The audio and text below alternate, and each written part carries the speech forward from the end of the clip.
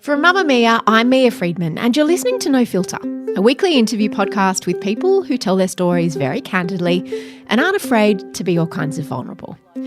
Layne Beachley has done a lot in her life. She's held world records, won world titles, and is regarded as the most successful female surfer in the history of her industry. She's suffered setbacks, career-threatening injuries, and she's conquered 50-foot waves. But those things I just told you about, they're probably the least interesting things about Layne's story. I've considered this period to be like a triple E reset. On this episode of No Filter, I sit down with Layne to discuss everything from her marriage to INXS guitarist and sax player Kirk Pengilly. So he stayed the night, but I made him sleep in his undies and put a pillow between us. And then I got up at 6 a.m. and went for a surf and left him alone in my bed. To losing her mum and then finding out she was adopted. It was a pretty significantly impactful or devastating, distressing time. To getting liposuction at 24. I wanted to have the perfect surfer's body, but I didn't. To the mistakes she made while on world tours. And so I was such a bitch at times, but that's what I believed I had to do to win. I came away from this conversation with Layne just blown away by her life, her spirit and her self-awareness, her ability to reflect on all the shitty things that have happened to her, along with the great ones, of course, but to learn from all of it. She's done so much, and because she has so much time on her hands, she's also decided to launch an online course to help people find their internal GPS. Here is my very candid conversation with Layne Beachley. I always check, you're a pretty open book. Yes. You know how all this works. I do. You're an AO, which means that you have an Order of Australia. Officer of the Order of Australia, yeah. Officer of the Order of Australia, and you're widely regarded as the most successful female surfer in history, having secured 7 world surfing titles, 6 of which were won consecutively 1998 to 2003, a feat achieved by no other surfer, male or female. Correct. I've always wanted to ask, on game days, on competition days for surfers, what's the plan? Can you take me through from the moment you wake up or even from the night before? How do you prepare both physically and mentally? And don't leave any detail out, like what do you eat for breakfast, all of that stuff. Oh my goodness. Well, it's challenging because every day is different. And there's the benefit of being a professional surfer or just a surfer in general. I feel like we've got adaptability and the willingness to adapt to change ingrained in our DNA because no 2 days are the same. Perfect for a Gemini like me. And so when I look at the schedule, that will determine my preparedness. So say, for example, my heat is in the middle of the day. The day before, I will make sure I surf in or as close to the contest area as possible at that same time to get a familiar read on what the conditions are going to be like or what they're going to be doing and this particular tide and swell direction and swell height and wind direction, and just to get a good read on what the conditions are going to present to me so I can prepare myself for those changes. Then ideally, I'd love to have a protein-rich dinner. There used to be this mentality that we had to carb up before going into competition, but that doesn't seem to be the case anymore because carbohydrates left unburned just turn into sugars. So I used to make sure that I had a protein-rich diet.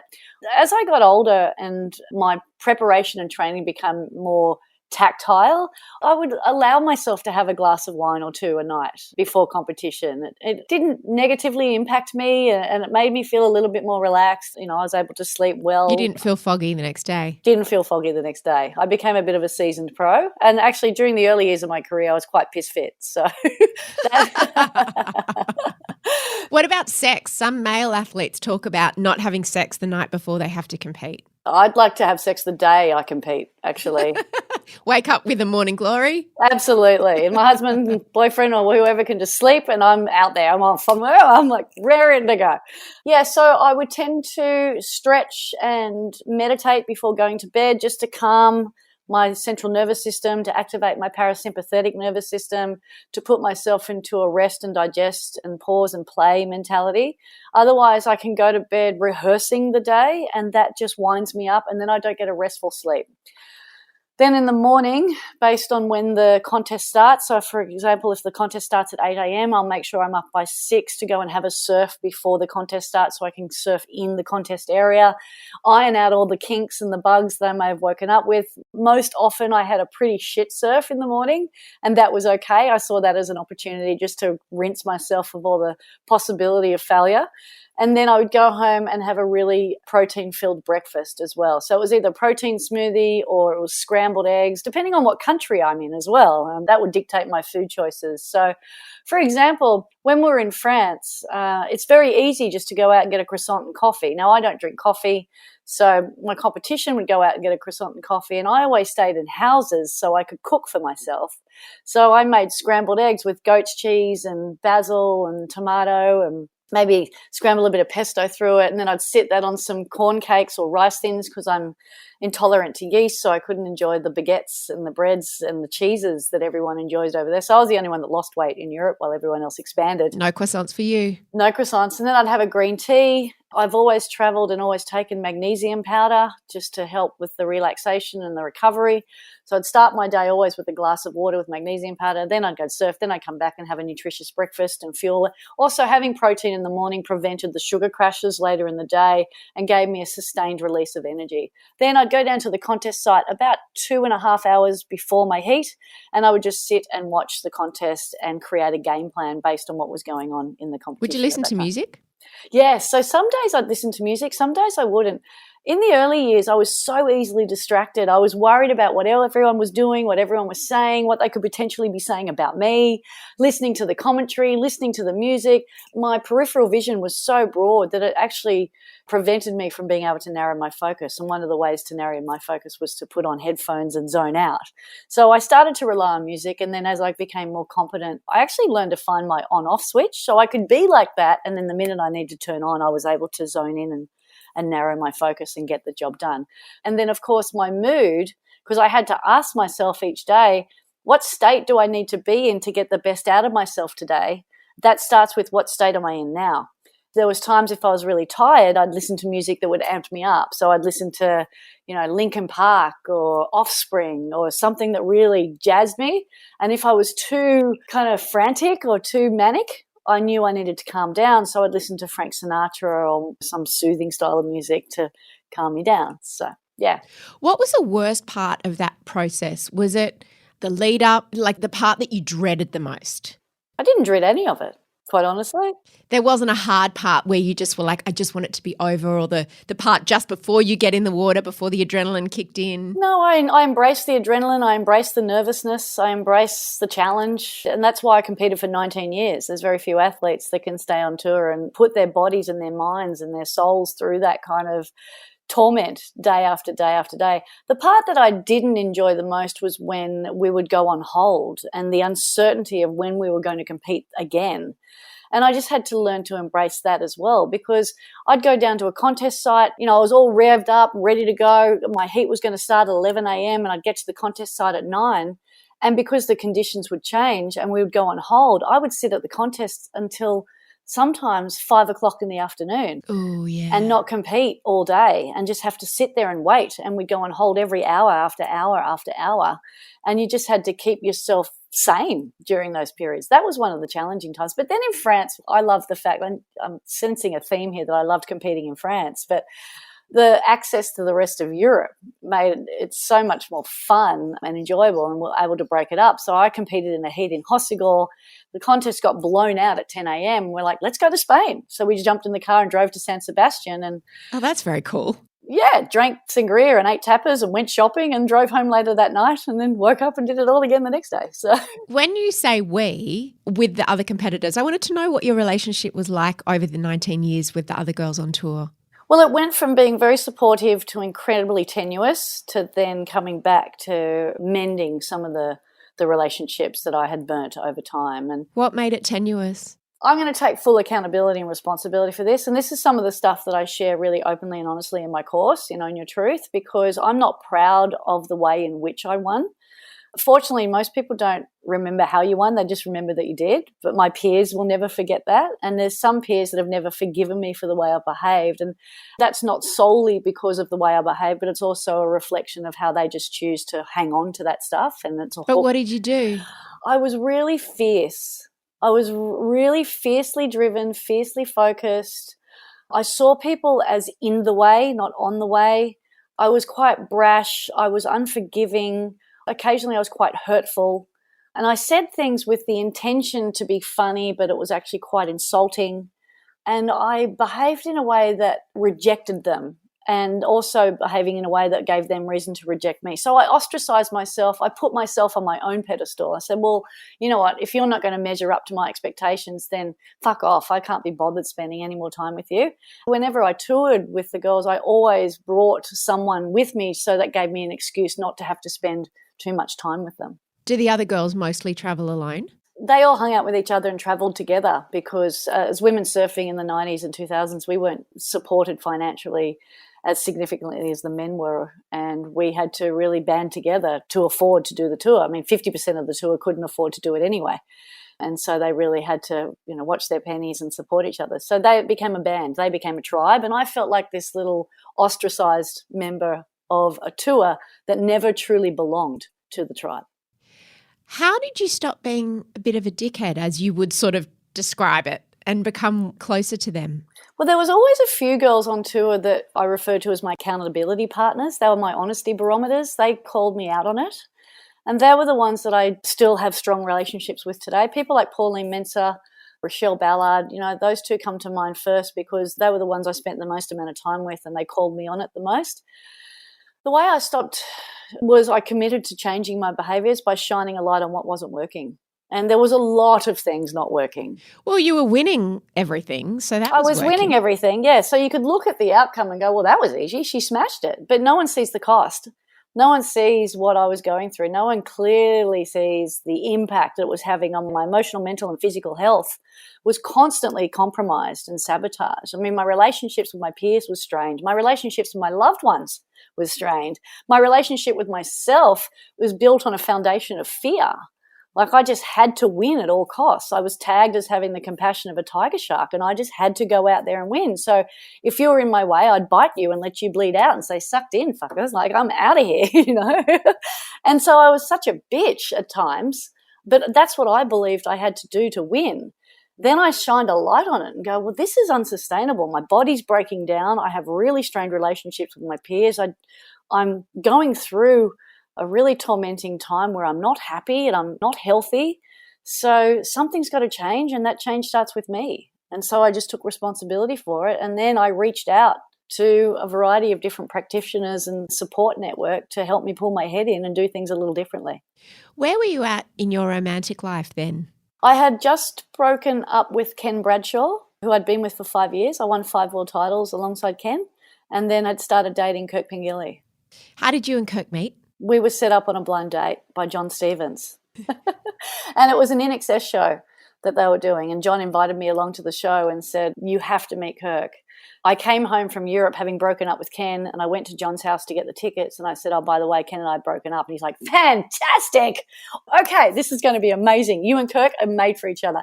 He laughs, he has fun, he knows what it takes to be the best in the world.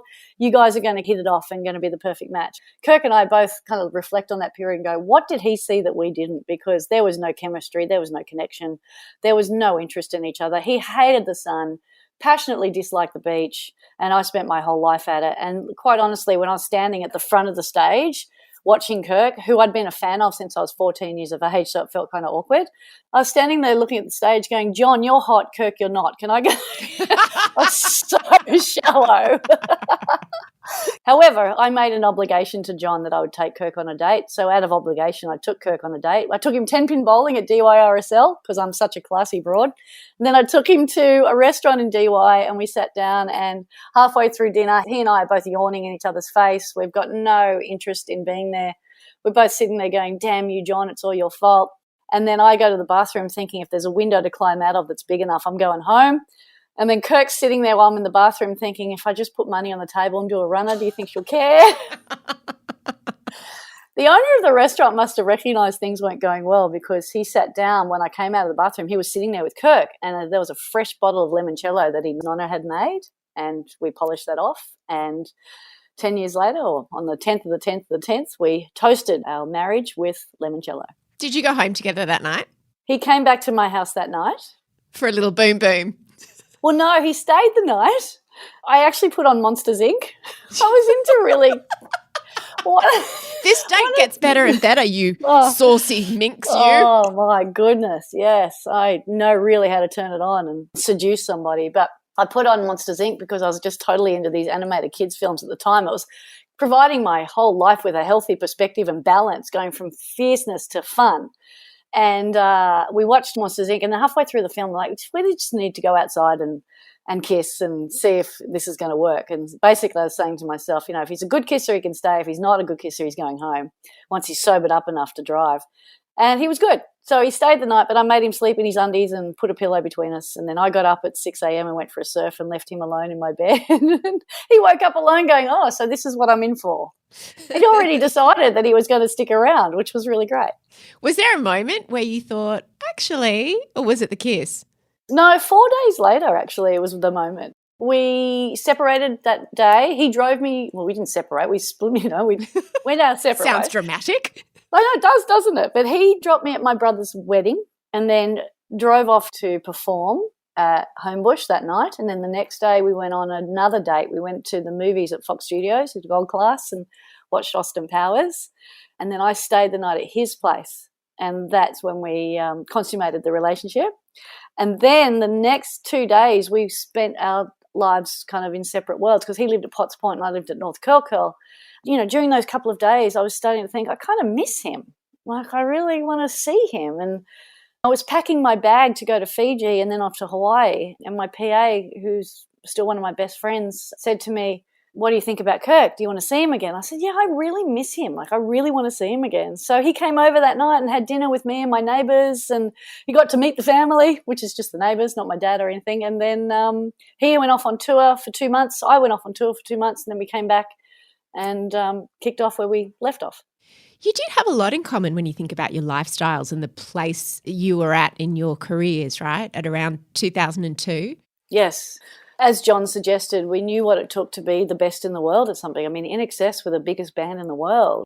So they understood the work ethic and the time and the trust that's required for when you spend so much time apart. And I must admit, in the first 5 years of our relationship, we spent way more time apart than we did together.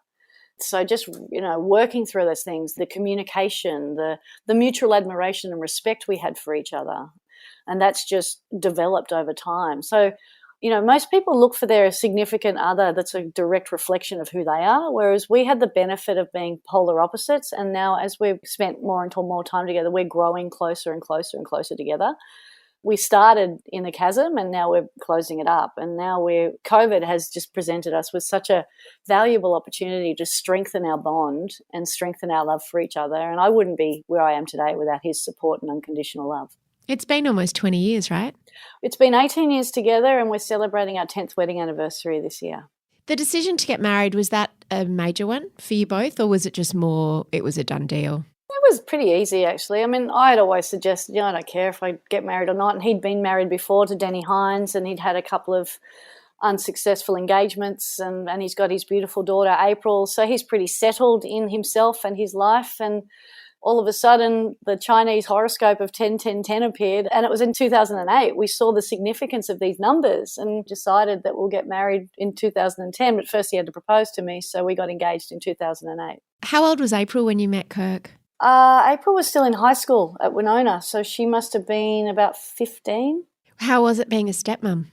I've never really titled myself as a stepmother to April. I'm more of a girlfriend. I enjoy just being her friend. And she lives with her mother and she adores her mother, and she has such a great relationship with both Kirk and her mother, Karen. So I never positioned myself as someone that was going to step in and fulfill a role that I didn't feel entitled to fulfill. So I'm happy just to sit on the outskirts and add anything that I can whenever she needs it. And tell me if it's too personal, because I know for some women it is, but were children something you and Kirk discussed? No, I was adamant from the first day that we met that I didn't want children, and I've never wanted children. And I actually made him have a vasectomy in the first 6 months of our relationship. So I was 100% clear on that. And he was 100% okay with that because he already had one. And that's just something that I've always been clear about. And it took me some time to get a really clear read on why I didn't want to have children. And that's a really long story, but I'll give you the short version is I came to the awareness that I value and love my life so much that I'm not willing to compromise it. And it's all anchored in, the foundation of selfishness, but it presents me with the opportunity to share my lessons and knowledge with a broad demographic and with the masses. And I know having children doesn't prevent you from doing that. But having had my own charity for 15 years, I found that all of the girls that we supported through Aim for the Stars as kind of like surrogate children. Yeah, I decided that that's the life that I want to live. Because there's lots of different ways to mother, isn't there? Oh, sure are. Yeah, and there's lots of different ways to share your love and compassion and nurturing for others, and it just doesn't have to be with your own children. You're listening to No Filter with me, Mia Freedman, talking to Layne Beachley. Layne, your mum died when you were just 6. One of them. Yeah. Can you tell me about that? Yeah, so fortunately as a 6-year-old I didn't have the concept of forever, but when she did pass away it was a pretty significantly impactful or devastating, distressing time. I remember Dad coming home from the hospital saying, "Your mum's gone, she's never coming back." And I remember putting my eyes in my pillow and bawling my eyes out, and my face in my pillow, bawling my eyes out and just going, wow, that just sucks. I don't know what it means for me, and I don't know what it means for the rest of my life, but I know what it means right now, and it hurts. Had she been sick? No, she hadn't been sick. She went into hospital for cosmetic surgery, and due to undetected high blood pressure, she died of a brain hemorrhage on the operating table. Oh, my God. What sort of surgery was she having? She was basically having a tummy tuck because she had an emergency C-section when she had my brother, and those scars, so they botched up the surgery or the stitching after the surgery. And she was a very beautiful, petite, quite vain woman, and the scars started to encroach upon her bikini line, so she went in to get that corrected, and it cost her life. Do you remember how she talked to you before she went in? Was it kind of like, "I'll see you soon, be good for Dad"? I blocked it all out. And especially at that age, I don't really have very strong memories of Valerie. You call her Valerie because 2 years later, what did you find out? Oh, that I was adopted. So she wasn't my mum after all, but of course she was my mum, It's amazing how you say these things to yourself. But my dad, even though he's not my biological father, has always been my rock and my one constant. And he's the one that helped me build the resilience that I've established in my life. So my dad told me I was adopted when I was 8, which upon reflection and in hindsight, it was way too late. By the time you're 8, your brain waves have shifted to a point where you now have the capacity to judge, criticise, analyse and create your own thoughts on what things are like, as opposed to, in the first 5 or 6 years, you're still a sponge, you're absorbing, you're narcissistic. When he told me that was the catalyst for me to go, oh, what? Wait, I've been rejected and abandoned by my own mother? Oh, crap, okay, I don't like that. I don't like how it makes me feel. So I need to become a world champion for me to be deserving of love of anybody. And so that's when I set my sights on becoming a world champion in anything. And it wasn't until I was 14 that I decided that surfing was going to be that platform. Do you know the circumstances around your adoption? So my mother told me that I was conceived through date rape. She was 16 or 17 years of age. She was 17 when she gave birth to me. She knew my father's first name but doesn't know his second name or can't recollect his second name. So when SBS, Who Do You Think You Are, approached me to do that program, I wasn't able to do it because they can't find evidence of him. However, everything that Mum stated kind of checked out throughout their research. So she was an aspiring model. She went out with this guy who owned a modelling agency. He invited her to dinner, then invited her home, and that's when she was taken advantage of. She fell pregnant, and then her parents, which were devout Catholics, told her that she wasn't allowed to keep me. She was too young, not equipped, not emotionally mature enough to take on the responsibility of a child, and was forced to give me up for adoption. So I was 6 weeks premature. I was in an absolute rush to get the hell out of an environment that I knew I wasn't really welcome in. Anyway, I ended up in a humidity crib for 6 weeks, and she was never allowed to hold me. So I also attribute that lack of nurturing, love, bonding connection with my ferocity, with my fierce competitive nature and that desire to push people away, that fear of affection. That is definitely attributed to that part of my life. Why at age 8 do you think your dad decided it was the time to tell you? Because the kids down the street were asking, why do you look so different to your parents? Why do you look so different to your brother? You don't even look anything like your family. You know how kids are. Yeah. Your dad's 6'2", your brother's 6 foot. They're all pasty white skin. They got brown hair. My brother's got brown eyes and brown hair, and I was 3 foot nothing with dark olive skin and bright blue eyes and blonde hair. It's like, which stork dropped you at the front door? So to put a bit of perspective around that, Dad thought it was the ideal time to sit me down and tell me the truth before it got found out from anybody else. And did you straight away want to find your birth mother? No, not really. Even though you'd lost your mother and you had this big hole where a mother should have been in your life. Yeah, I actually didn't want to start looking for my birth mother until I was about 23. Don't know why that was the age, but it just got to a point where I felt really lonely and I was desperately seeking the nurturing of my mother and the arms of my mother to kind of feel safe in. And I think it was because I saw a lot of my competitors were spending a lot of time with their mums on tour, or when they were off tour, they were always talking about the conversations they had with their mothers. And I was like, I really miss that. My dad's not the mothering type. He's the tough love type. So I really was missing that. And he had gone on and found a new partner when I was about 14. He met this beautiful woman called Christina and married her when I was around about 24. So I think it was around that period I thought, well, he's moved on. He's found a new woman. I've got a baby sister. So he's got a whole new family. And I feel like I don't belong anywhere again. So now I need to find my original family to see where I come from. Was it easy to find her? No, it wasn't. I found a birth certificate that suggested that I was born to a Scottish woman named Margaret Campbell Gardner, and she lived in Surrey Hills at the time. So I was really grateful. I was like, oh, dodged a bullet there. There's no way I would have grown up a surfer as I was living in Surrey Hills. And that satiated my curiosity for a period of time.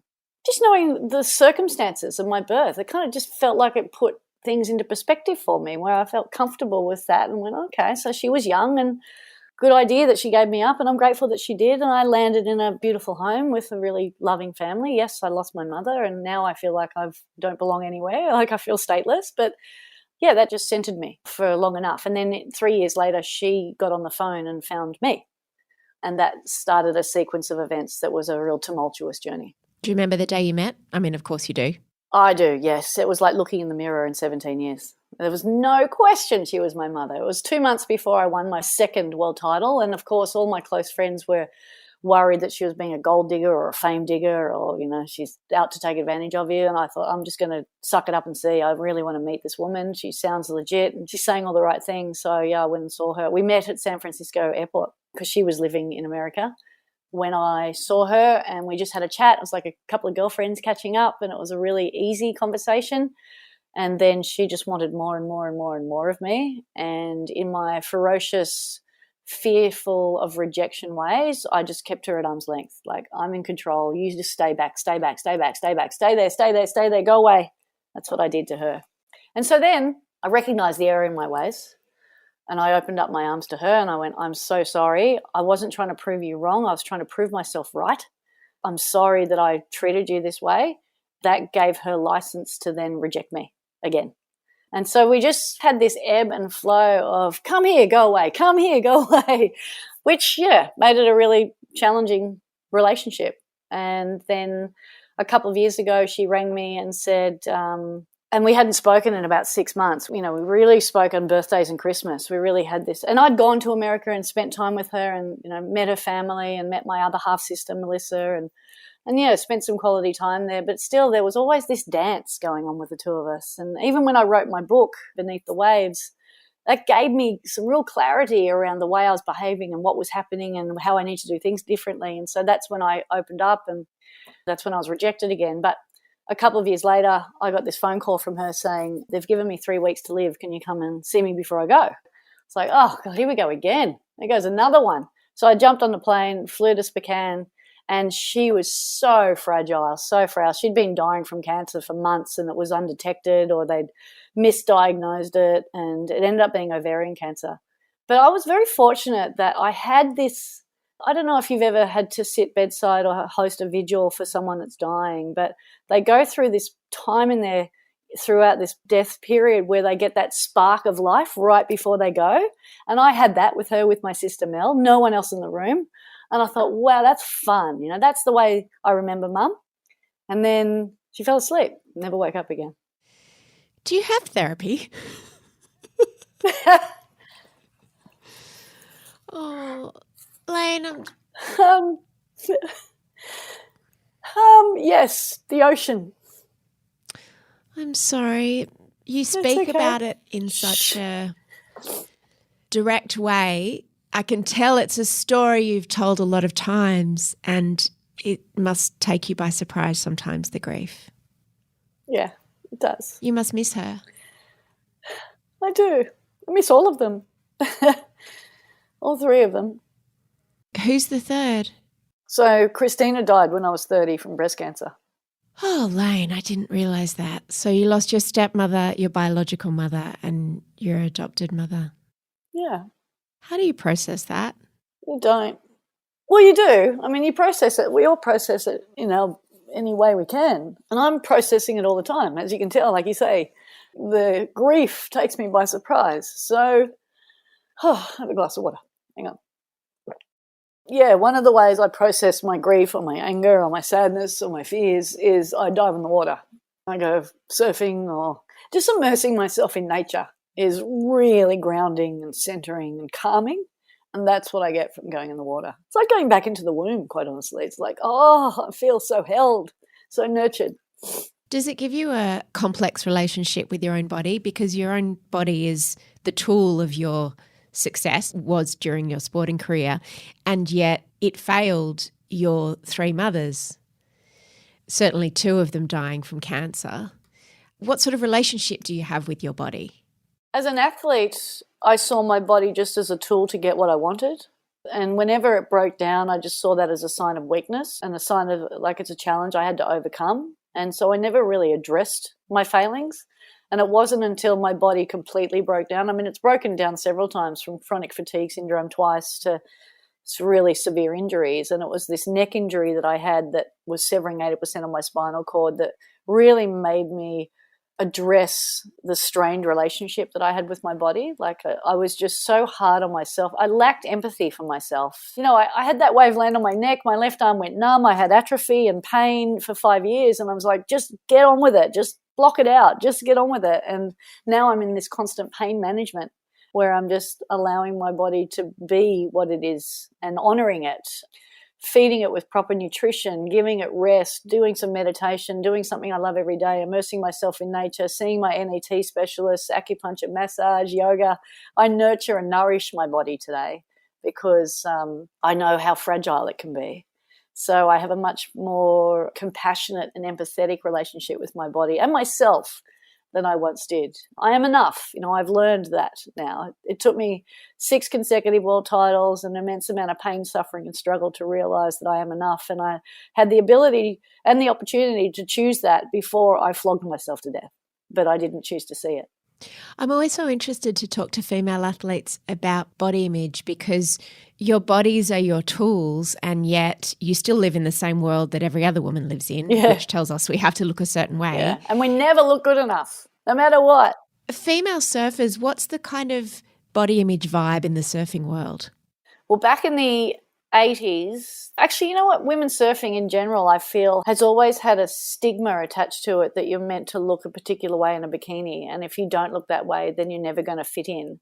There's an amazing movie coming out called Girls Can't Surf, and it's like a documentary around what women's surfing endured and then became and evolved to from the late 70s, 80s and 90s into the 2000s. And it's a fascinating tale about how we were treated, how we treated ourselves, how we treated each other, and how the industry expected certain things of us and how if we didn't conform to that, how we were immediately rejected. And from my own perspective, I wanted to have the perfect surfer's body, but I didn't. I'm short. I've got a little bit wider hips. I carry a little bit of weight in different areas.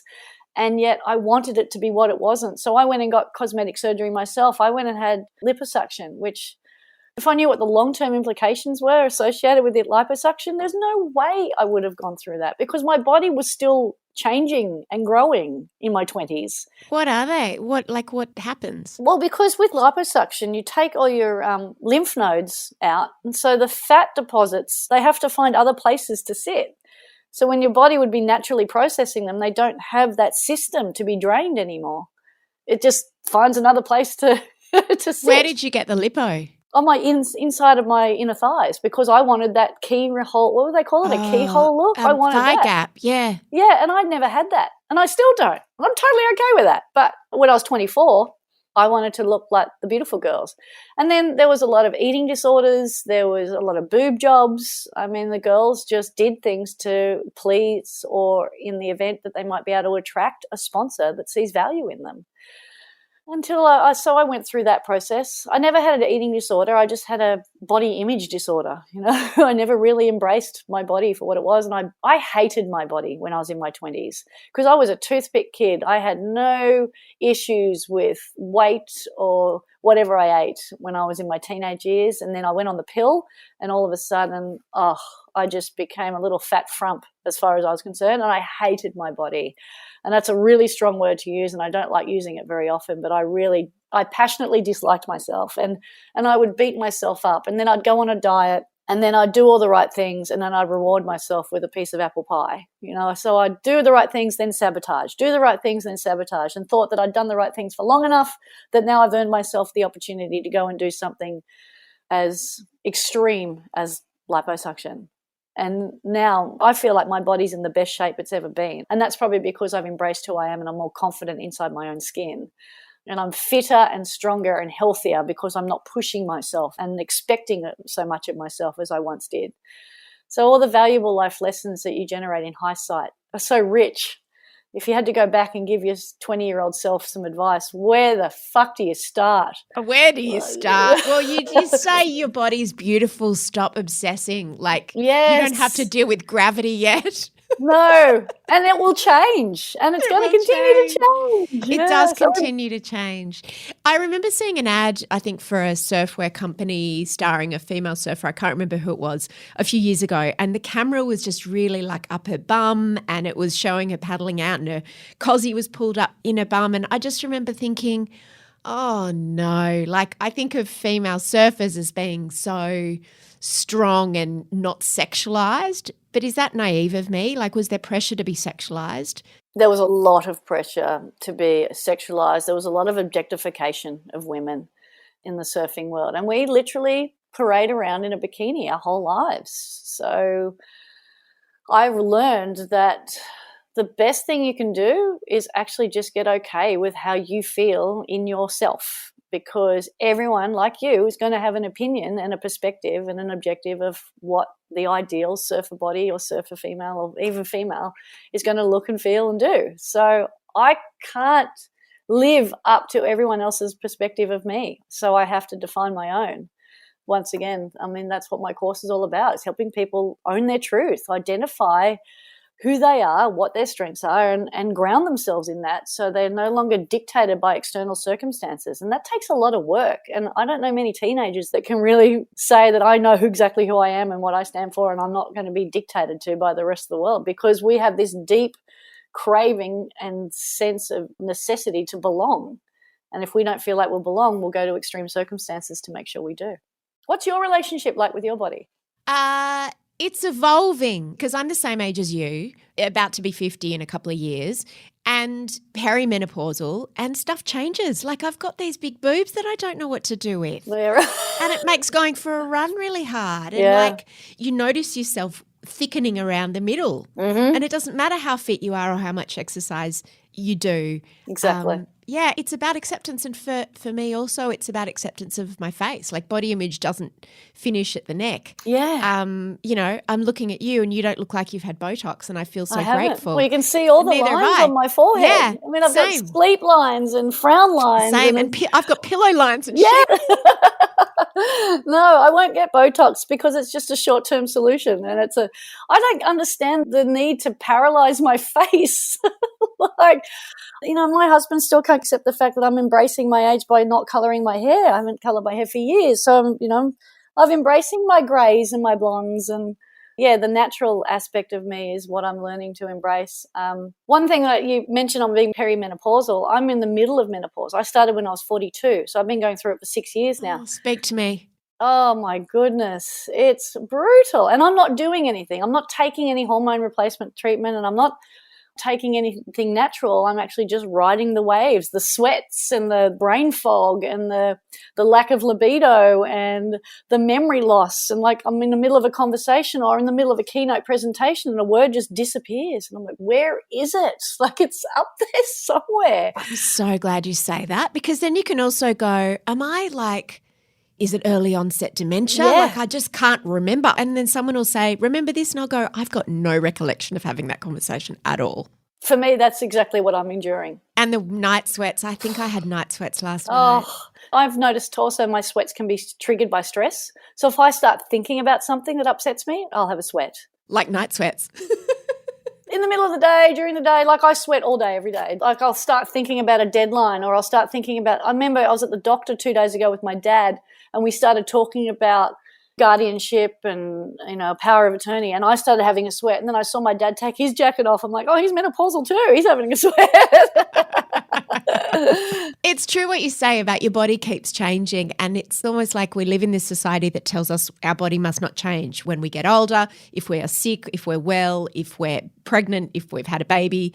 We've got to stay frozen literally at 23. It's so unrealistic, isn't it? And social media has a lot to answer for. But it's our decision to buy into that and to buy into this illusion that that's actually real.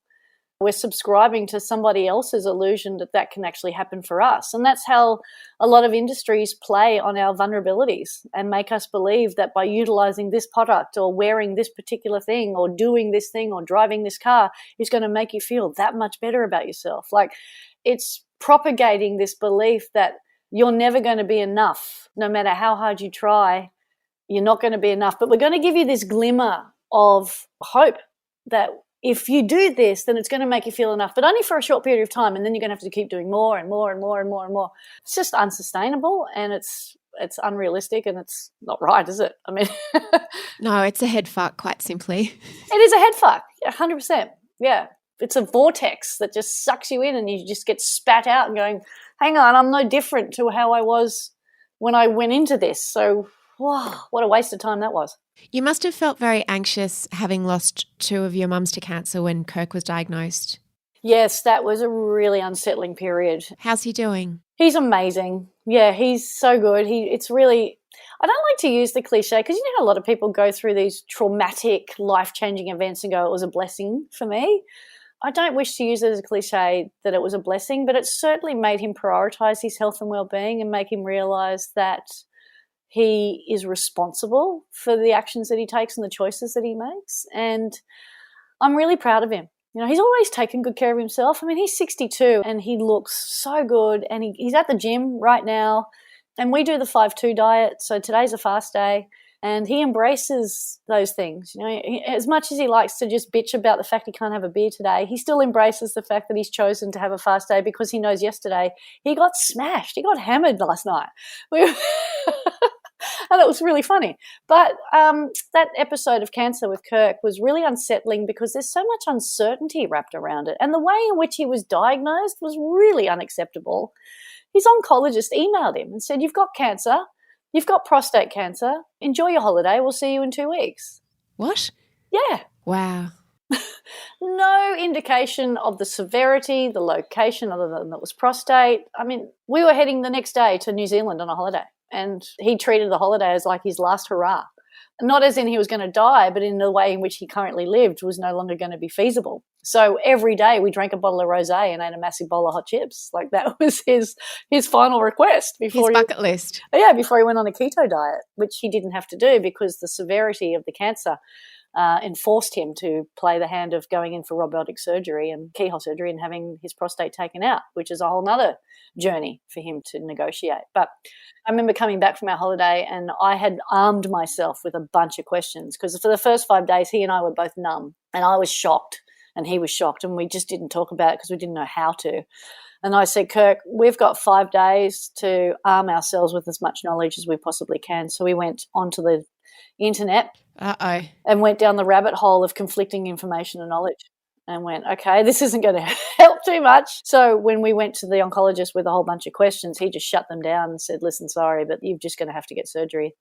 And then we walked into Peter Stricker's office, who's the rock star of the prostate surgery world, who had this pinstripe suit with the coat of arms on his cufflinks. I'm like, I like this guy. This guy knows what he's doing. He's full of confidence, except he kept calling Kirk Nick. So at least you knew he wasn't starstruck. That's true. That shattered my confidence a little bit. But no special treatment for Nick Pengilly. No. Whoever that is. I feel sorry for the bastard. I just wanted to finish up by asking you about your relationship to surfing now. Mm-hmm. My relationship to surfing is my happy place. The ocean and surfing is my place of freedom, my place of individualized expression. It's my place of solace. And I love to surf. I mean, I love to immerse myself in nature and I love to immerse myself in the ocean, but there's nothing quite the same as jumping on a surfboard and paddling out into the wild blue yonder, surrendering myself to a force that's way more powerful than me, and then paddling into a wave with no idea what's going to be on offer, but with this anticipation and excitement that it could be the best wave of my life, you know, and there's an opportunity to continue to grow and change and adapt and learn. And it's just such a fulfilling environment for me. So whenever I'm unhappy or whenever I want to celebrate, I go surfing because that's where I find a new lease on life. I was thinking that it's so different to so many other professional athletes because if you're a runner or if you're a swimmer, you can't transition from competition to like, I'm just going to go for a 100-metre sprint or do some casual hurdles on the weekend. Yeah, or go and play cricket or tennis. Yes, exactly. So, but for you, it's something that's been able to stay woven into your life forever. 100%. It's gone from an occupation to a vocation. And I'm really grateful that I have surfing in my life because without it, I'd probably go insane. But yes, I am more in love with surfing today than I've ever been in my life. And that's obviously got a lot to do with the fact that there's no pressure and expectation on me. I still place a little bit of pressure and expectation on my own shoulders to go out there and perform in a way that I expect myself to perform in my late 40s, keep up with these kids who have very little respect for their elders, stick it to the guys who still can't measure up, and be a bit of a law enforcement officer when people aren't respecting the natural etiquette of the ocean. So, you know, I've still established myself out in the lineup, and it's still great when people paddle up and get all excited to see me in the water. But all in all, it's a non-negotiable activity for me that I always schedule the time in for and recognise that I don't surf to make me happy. I'm happy because I surf. We're very lucky to have you and that you've transitioned from your sporting career into this extraordinary beacon of light and education. And the Awake Academy just sounds absolutely phenomenal. Thank you. You know, I can often tell when I'm doing an interview with someone when I'm going close to an area that is going to make them maybe feel upset or feel emotional. But with Layne, I thought she was okay, and that grief just seemed to come out of nowhere, which is, I guess, what grief does. And afterwards I said to her, I hope you're okay. I'm really sorry if that was upsetting for you. And she said, no, thanks for triggering me. I really mean that. Thanks for making me feel connected to my mum in that moment, which really tells you everything you need to know about the extraordinary Layne Beachley. She is also one of those people who made her isolation mean something. While the rest of us, maybe me, was watching TikTok, Layne launched an online course called the Awake Academy that teaches you to unlock your internal GPS. It's all about self-development, focusing on mental health and resilience. And to find out more, you just have to go to awakeacademy.com.au, or you can find a link in our show notes. This episode of No Filter was produced by Leah Porges. The executive producer of No Filter is Elissa Ratliff. I'm Mia Freedman, and I will see you on mamamia.com.au.